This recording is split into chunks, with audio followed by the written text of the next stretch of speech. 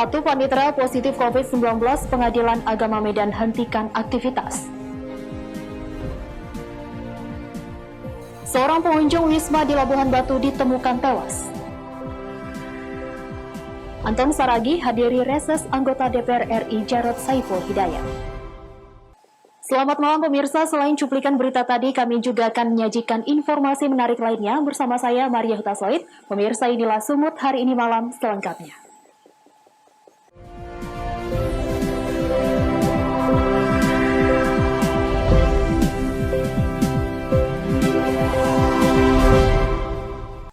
Kita ke informasi pertama, pemirsa. Pengadilan Agama Medan menghentikan sementara aktivitas mengingat satu panitera pengganti terkonfirmasi COVID-19.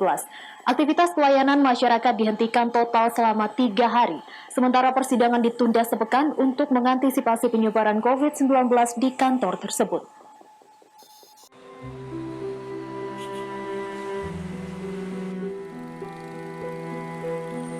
Suasana di gedung Pengadilan Agama Medan yang berada di Jalan Sisingamangaraja, Kamis siang terpantau sepi. Pihak pengadilan memilih menghentikan segala aktivitas di gedung tersebut, usai salah seorang panitera pengganti berinisial B terkonfirmasi positif COVID-19 pada Selasa lalu. Adapun penutupan aktivitas tersebut berlangsung selama 3 hari, yaitu dimulai dari tanggal 14 hingga 16 Oktober. Dan aktivitas pelayanan kepada masyarakat akan dibuka kembali pada Senin pekan depan. Sementara proses persidangan yang terjadwal pada tanggal penutupan aktivitas ditunda selama sepekan. Pihak pengadilan menyampaikan pengumuman tersebut melalui spanduk yang dipajang di gerbang gedung pengadilan.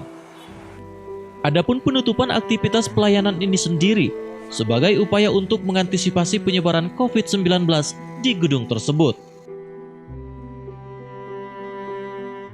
Ya, berdasarkan dari laporan ada salah satu panitera pengganti yang terpapar COVID positif, yaitu pada hari Selasa malam. Jadi hari Rabunya langsung diputuskan oleh pimpinan dengan mengeluarkan SK untuk lockdown selama 3 hari mulai dari tanggal 14, 15, 16. Dan proses persidangan dan pelayanan terhadap masyarakat bagaimana? Iya, jadi seperti sesuai diumumkan di depan itu, seluruh layanan dihentikan termasuk persidangan, dan untuk persidangan itu sudah ditentukan akan ditunda dalam 1 minggu. Jadi yang bersidang minggu ini itu langsung otomatis ditunda minggu depan. Sementara warga yang berurusan dengan pengadilan baru mengetahui penutupan aktivitas setelah sampai di tempat tersebut. Tidak ada pengumuman resmi yang disampaikan pihak pengadilan kepada para peserta sidang atau masyarakat yang sedang mengurus administrasi lain di pengadilan tersebut.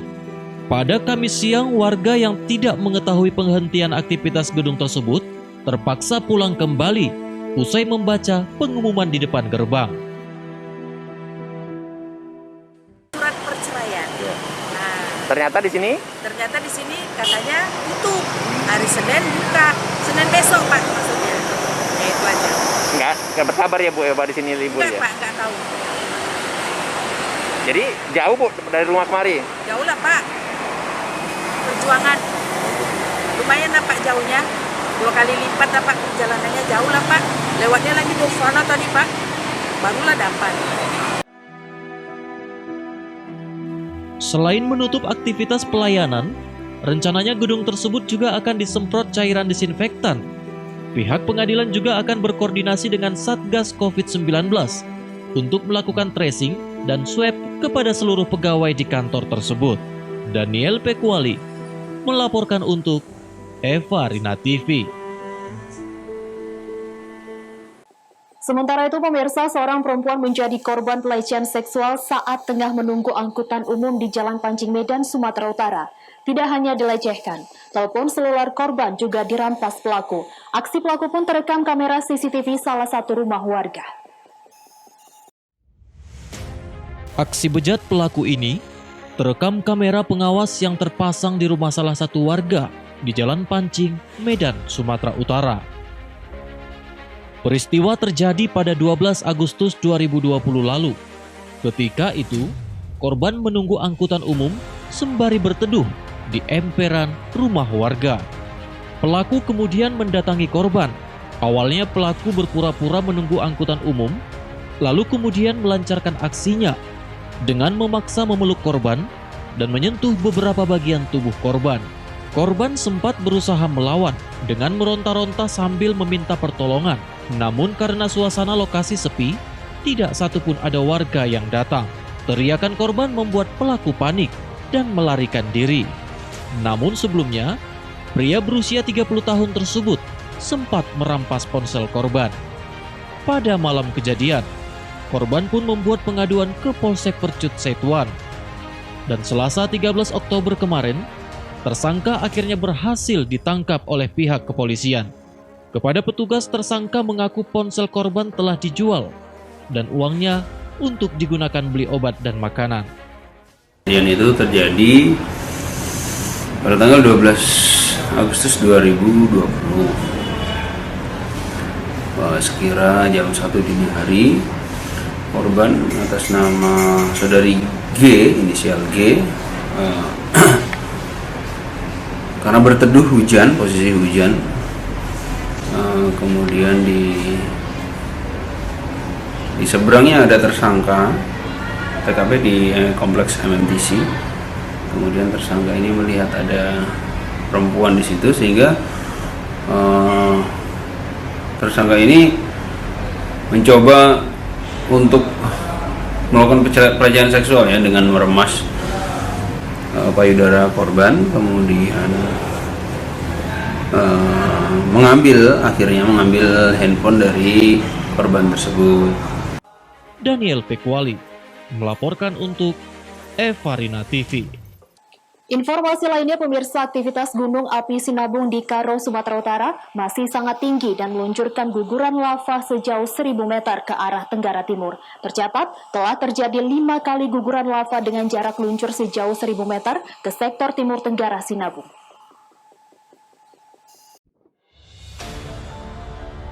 Aktivitas gunung api Sinabung di Karo, Sumatera Utara masih sangat tinggi. Pada Kamis siang sekira pukul 13.17 waktu Indonesia Barat, terjadi guguran lava yang terjadi di puncak gunung api Sinabung dan terlihat gumpalan asap berwarna coklat mengarah ke sektor timur tenggara gunung api Sinabung. Pusat Vulkanologi Mitigasi Bencana Geologi Gunung Api Sinabung mencatat, sejak pukul 6 pagi hingga Kamis siang telah terjadi 5 kali guguran lava dengan jarak luncuran mencapai 1.000 meter dan mengarah ke sektor timur tenggara. Aktivitas Sinabung masih didominasi oleh gempa. Aktivitas masih level 3 siaga dan masih terjadi gempa hybrid kemudian gempa low frekuensi yang menandakan pertumbuhan kubah lava. Walaupun pertumbuhan kubah berlangsung dengan lamban, namun kubah lava sudah cukup besar berbeda dengan kubah lava sebelumnya. Untuk kendala yang dihadapi adalah mengukur volume kubah lava dikarenakan tertutup kabut. Pertama, tingkat aktivitasnya masih di level 3 ya, siaga gitu, siaga. Kemudian masih ada juga gempa-gempa hybrid, kemudian gempa-gempa low frekuensi itu yang menandakan pertumbuhan kubah. Walaupun pertumbuhan kubahnya berlangsung dengan rate yang lambat. Nah, barusan terjadi guguran lava dengan jarak luncur 1.000 meter pada pukul 13.17. Ya, Pak, ini ada pertumbuhan kubah lava ini, Pak, yang kita amati sendiri. Apakah cukup besar atau seperti apa sih? Betul, memang kubah lava sekarang sudah cukup besar ya, Pak ya. Sudah cukup besar, tapi memang berbeda dengan kubah lava yang lama. Ini sifatnya tumbuhnya ke atas, Pak. Jadi seperti bulat gitu. Kalau dulu melelet ke lereng dan kemudian longsor menjadi awan panas. Kalau sekarang tumbuh. Cuman kesulitan kita adalah untuk mengukur volume kubah lava. Karena kalau yang seperti dulu gampang, karena dia melelet ke lereng kita bisa ukur. Tapi sekarang harus menggunakan teknologi dengan drone. Kita coba dengan drone, tapi selalu terkendala oleh banyaknya asap di dalam. Gunung api Sinabung masih berstatus siaga level 3. Warga diimbau untuk tidak memasuki zona merah, yakni 3 km lingkar Sinabung dan 4 km sektor tenggara timur Sinabung. Chandra Bukit melaporkan untuk Evarina TV. Sumut hari ini masih akan kembali sesaat lagi, tetaplah bersama kami.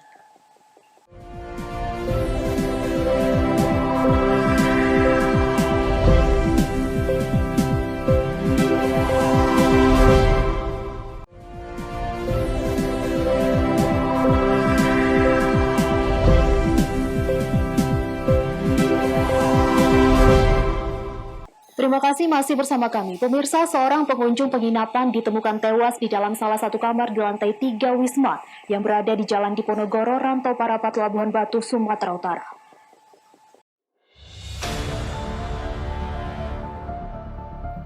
Korban yang diketahui bernama Rianto, berjenis kelamin laki-laki, merupakan warga Medan yang ditemukan tewas di dalam kamar nomor 301 di lantai 3 dalam keadaan terlentang di atas tempat tidur. Informasi ditemukannya mayat tersebut berawal dari seorang pekerja Wisma yang hendak membersihkan kamar dengan memanggil dan mengetuk pintu kamar hingga berulang kali. Namun, tidak ada jawaban. Kemudian pekerja Wisma melaporkan hal tersebut kepada pemilik Wisma. Merasa curiga, lalu pemilik mendobrak pintu kamar dan melihat penghuni kamar tersebut sudah dalam keadaan tewas dengan posisi terlentang di atas tempat tidur.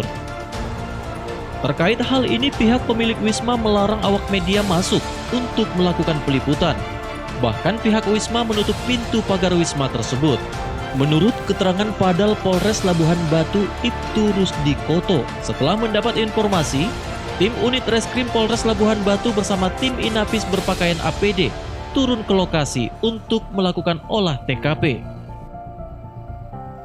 Dengan tugas kami pada hari ini, kami sebagai Padal 1x24 jam di Polres Labuhan Batu ada laporan dari anggota lantas tadi menyatakan bahwasanya ada mayat di kamar 303 di Wisma 3. Begitu kami dapat laporan, kami langsung menuju ke TKP, ya, atau habis itu kami cek langsung ke lantai 3 di kamar 301. Memang ada, ya, salah satu mayat laki-laki diperkirakan umur 30 tahun ke atas. Artinya kondisi terlentang atau apa, Pak? Pada saat kami buka pintu bersama dengan pemilik Wisma, itu kondisi korban dalam keadaan terlentang. Pak, kalau diketahui sementara warga mana, Pak? Menurut keterangan dari pemilik Wisma, itu warga dari Medan, dan yang bersangkutan sudah 8 malam menginap di Wisma ini. Untuk saat sekarang ini masih dilakukan penyelidikan, ya, setelah nanti diperiksa dari identifikasi, ya, dan selanjutnya akan dibawa ke rumah sakit untuk penindakan fisik. Guna penyelidikan dan untuk memastikan penyebab korban tewas, polisi masih melakukan penyelidikan dan menunggu hasil visum luar dari dokter rumah sakit. Ucok Sitorus melaporkan untuk Evarina TV. Pemirsa, adanya penampakan seekor harimau Sumatera di kaki Gunung Sibayak menghebohkan warga Karo, Sumatera Utara. Harimau Sumatera terlihat di seputaran pintu masuk objek wisata Gunung Sibayak. Pihak UPT Tahura Bukit Barisan mengimbau kepada masyarakat agar tidak mendekati seputaran pintu masuk objek wisata pendakian Gunung Sibayak. Penampakan sosok seekor harimau Sumatera di seputaran pintu masuk pendakian objek wisata Gunung Sibayak, Kabupaten Karo, Sumatera Utara, menghebohkan masyarakat. Penampakan hewan yang dilindungi ini berawal pada 29 Agustus 2020, di mana saat itu petugas penjaga pos retribusi pintu masuk objek wisata Gunung Sibayak melihat harimau Sumatera melewati sisi hutan pada siang hari. Kemudian esok harinya pada 30 Agustus 2020, masyarakat sekitar juga melihat harimau Sumatera saat sedang berada di seputaran tempat yang sama pada saat hendak mengambil tanaman obat.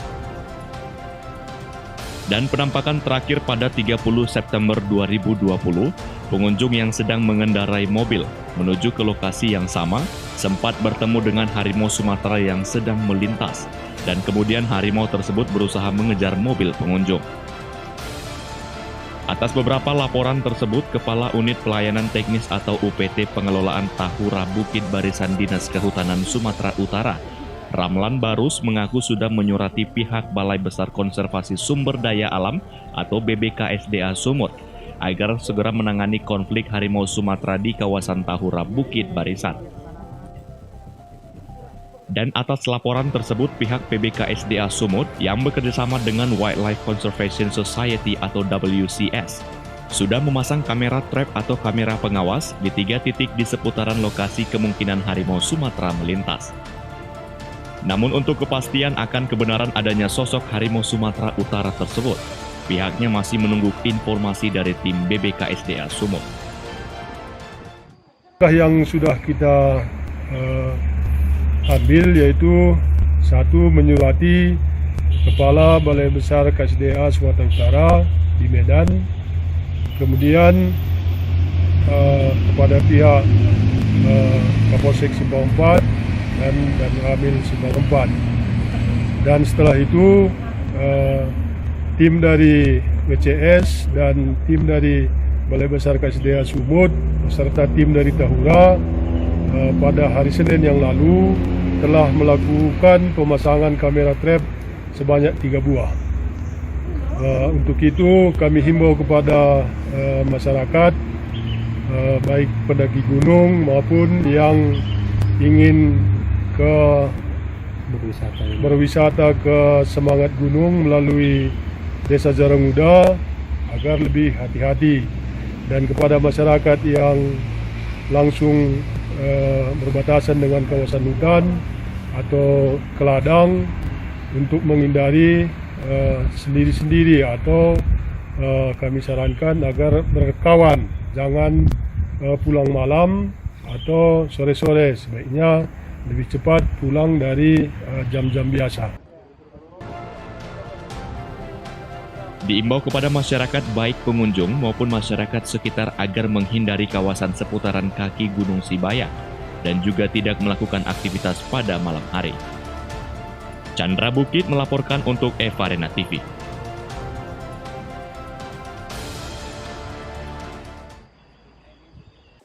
Sementara itu, pemirsa, menjelang Pilkada 9 Desember 2020 mendatang, KPU Pakpak Barat melaksanakan rapat pleno terbuka di Gedung Cikauk Diklat untuk menetapkan data pemilih tetap. Agenda ini digelar dengan mengikuti protokol kesehatan yang ketat agar mengantisipasi penyebaran COVID-19, yakni digelar di tempat terbuka. Rapat pleno terbuka dilakukan dalam rangka penetapan data pemilih tetap. Setelah dikumpulkan data pemilih sementara yang ada di 8 kecamatan Kabupaten Pakpak Barat dan ditetapkannya sebagai DPT, Ketua KPU memberikan serah terima berita acara kepada Bawaslu dan juga kedua tim LO Paslon. Ketua KPU Basra Munte mengatakan, apabila ada warga yang belum terdata, KPU Pakpak Barat saling bekerja sama dengan Dinas Catatan Sipil dalam kelangkaan data tersebut. Pleno terbuka yaitu daftar pemilih sementara hasil perbaikan. Yang selanjutnya daftar pemilih sementara tersebut kita tetapkan menjadi DPT tingkat kabupaten. Selanjutnya langkah-langkah apa saja nanti dilakukan oleh KPU apabila nanti masih ada warga Kabupaten Pakpak Barat yang belum terdaftar di daftar pemilih tetap?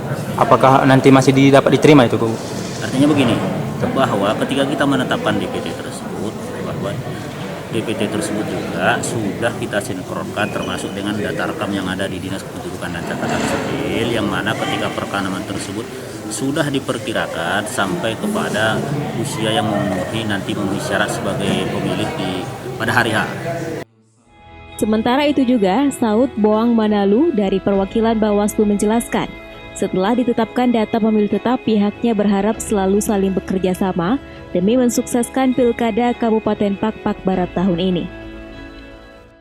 Kalau DPT sudah ditetapkan, dari data DPT itu kan kita nanti sudah bisa katakanlah membuat pemetaan, lalu kemudian dari pemetaan itu kita bisa nanti melihat potensinya seperti apa. Misalkan kalau untuk sementara kita kan melihat data di pemilu terakhir dengan yang tadi ditetapkan itu nggak terlalu jauh berbeda, jadi masih jangka wajar.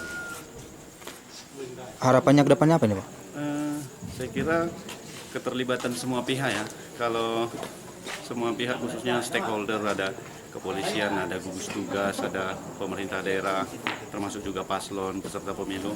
Kalau semua memberikan hati untuk suksesnya pilkada, saya pikir nggak ada hal yang perlu kita terlalu takutkan untuk pilkada kabupaten kita.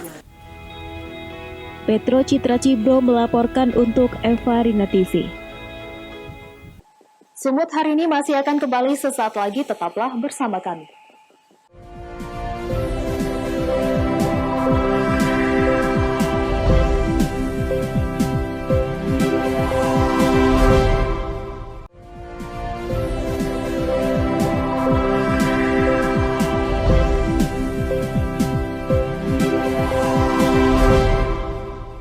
Terima kasih masih bersama kami. Pemirsa, Haji Anton Ahmad Saragih menghadiri kunjungan reses anggota DPR RI fraksi PDI Perjuangan Dapil Sumatera Utara 3, Jarod Saiful Hidayat di Kelurahan Ujung Padang, Kabupaten Simalungun. Melalui kegiatan ini, Anton berharap pembangunan Simalungun ke depan dapat berjalan sinergitas dengan pemerintah pusat. Calon Bupati Simalungun Haji Anton Ahmad Saragih menghadiri kunjungan reses anggota DPR RI fraksi PDI Perjuangan Dapil Sumatera Utara 3, Jarod Saiful Hidayat, di Kelurahan Ujung Padang, Kecamatan Ujung Padang, Kabupaten Simalungun, pada Kamis 15 Oktober 2020. Kegiatan yang dilaksanakan di rumah salah satu anggota DPRD Simalungun, fraksi PDI Perjuangan Mariono, juga dihadiri Ketua DPC PDI Perjuangan Simalungun, Samdin Girsang, beserta kader dan puluhan masyarakat sekitar. Dalam kunjungannya, Jarod menyampaikan kepada warga pentingnya haluan negara untuk mewujudkan pembangunan nasional agar dapat terwujud dengan baik. Pembangunan nasional dapat tercapai jika ada sinergitas antara pemerintah pusat dan pemerintah daerah. Di sisi lain, Jarod juga menampung aspirasi masyarakat terkait permasalahan pertanian, peternakan, perikanan, dan ekonomi yang lesu di tengah pandemi COVID-19. Anton Saragih mengapresiasi kegiatan reses tersebut. Calon Bupati dengan nomor urut 4 berharap pembangunan Simalungun ke depan dapat berjalan sinergitas dengan pemerintah pusat. Dosi Simermata melaporkan untuk Eva Rina TV. Pemirsa, pandemi COVID-19 saat ini menyebabkan semakin marak penjualan online melalui kanal-kanal sosial media, baik berupa makanan, obat-obatan, serta alat kecantikan lainnya. Menyikapi hal ini, BPOM Kendari melibatkan sejumlah elemen masyarakat mengoptimalkan pengawasan secara daring terhadap penjualan online tersebut. Guna mengontrol peredaran obat maupun makanan agar tetap memenuhi standar kesehatan, Badan Pengawasan Obat dan Makanan BPOM Kendari mengoptimalkan pengawasan secara daring. Dengan melibatkan sejumlah elemen masyarakat, BPOM Kendari tetap melakukan pengawasan secara daring untuk melindungi masyarakat dari peredaran obat dan makanan tanpa izin edar yang dapat membahayakan kesehatan masyarakat. Kepala BPOM Kendari pada Jumat 16 Oktober mengatakan BPOM tetap melakukan fungsi dan tugasnya dalam mengawasi peredaran obat dan makanan di tengah pandemi COVID-19. Dapat optimal dilakukan itu adalah pengawasan secara daring. Nah, itu mungkin yang akan kita lakukan percepatan dan kemudian komunikasi dan kemudian juga kita usahakan untuk dapat menyampaikan sosialisasi kepada masyarakat terkait keterlibatan semua pihak ini. Kita berharap semuanya dapat membangun penguatan keamanan obat dan makanan dengan lebih baik. BPOM Kendari mengingatkan kepada masyarakat agar menjadi konsumen yang cerdas dan teliti dalam memilih produk obat maupun makanan yang akan dikonsumsi. Terlebih saat ini peredaran kosmetik ilegal yang mengandung bahan kimia marak dipasarkan melalui media sosial dengan harga yang murah dan kebanyakan menyasar generasi milenial. Dari Kendari, Sulawesi Tenggara, Saharudin, Kantor Berita Antara mewartakan.